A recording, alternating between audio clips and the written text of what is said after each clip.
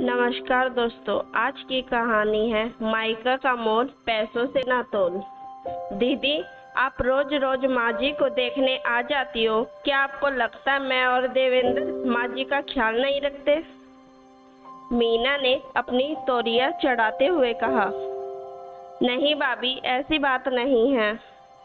आप दोनों काम पर चले जाते हो तो पीछे से माँ कैसे ख्याल रख सकती है अपना?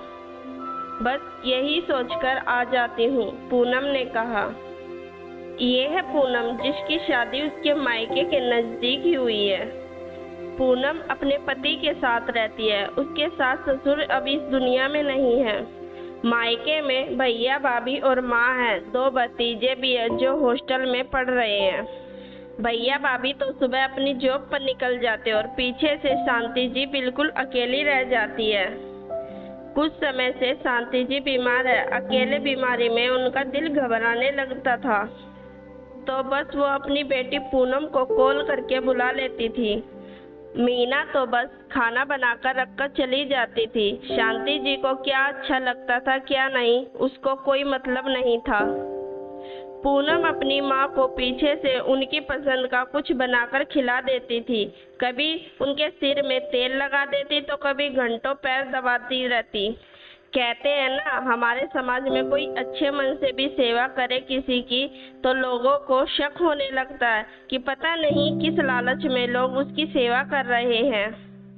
मीना को पता था कि उसके पीछे से पूनम आती है, पर उसके मन में ये भी डर सताता कि कहीं दीदी इस प्रॉपर्टी के लालच में तो नहीं आती, या फिर क्या पता चुपचाप माँ जी कहीं न गहने तो ना दे दे। मीना ने अपनी इस मानसिकता के चलते देवेंद्र के मन में भी यही सब बातें बैठानी शुरू कर दी। एक दिन पूनम आई हुई थी और देवेंद्र भी छुट्टी पर था। उसने जानबूझकर माँ से कहा, माँ, आपकी अवस्था हो गई है, अब आप अपने गहने मुझे दे दो, मैं संभाल कर रख दूंगा। पता नहीं पीछे से कौन कौन आता है आपके पास, किसी ने बहलाकर आपसे ले लिए तो। पूनम को ये सब सुनकर ऐसा लगा जैसे देवेंद्र उसको ही पॉइंट करके बोल रहा हो। खैर, बात को संभालते हुए पूनम ने कहा, हाँ माँ, भैया सही कह रहे हैं। इतना बोल आज वो जल्दी वापस आ गई। पूनम का मन हुआ शायद अब उसे मायके जाना रोक देना चाहिए, लेकिन माँ के प्यार में वो आती रहती। एक दिन मीना ने पूनम से कहा, दीदी, आप रोज रोज क्यों आ जाती हो? पूरा मोहल्ला हमारी हंसी उड़ाता है कि बहू सास का ख्याल नहीं रखती क्या? आपको पता है, एक घर में ऐसा ही हुआ। रोज रोज उनकी ननद आती थी, फिर माँ के जाने के बाद उसने घर में अपना हिस्सा मांगा। आप भी कहीं इस लालच में तो नहीं? ना मुझे आपके पैसे चाहिए और ना आपकी प्रॉपर्टी।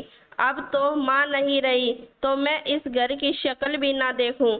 कहो तो अभी आपको लिख कर दे दूं। मैं पैसों के लालच में अपनी माँ की सेवा नहीं कर रही हूँ। आपके पास समय नहीं कि माँ की पसंद नापसंद का ख्याल रखो, तो बस उनके लिए ही मैं उनके पास आ रही थी, और अब आपकी बात सुनकर शायद कभी आ भी ना पाऊँ, पूनम ने गुस्से से कहा। मीना के पास बोलने को कुछ नहीं था। शांति जी की आंखें भी सजल उठी थी। खैर, पूनम उस दिन के बाद अपने मायके कभी नहीं गई, क्योंकि जब रिश्तों में खटास आ जाए तो उन्हें निभाने का कोई औचित्य नहीं रहता। दोस्तों, आजकल कोई अच्छे मन से भी किसी की मदद करे तो लोगों को शक होने लगता है कि पता नहीं किस लालच में लोग उसकी मदद कर रहे हैं।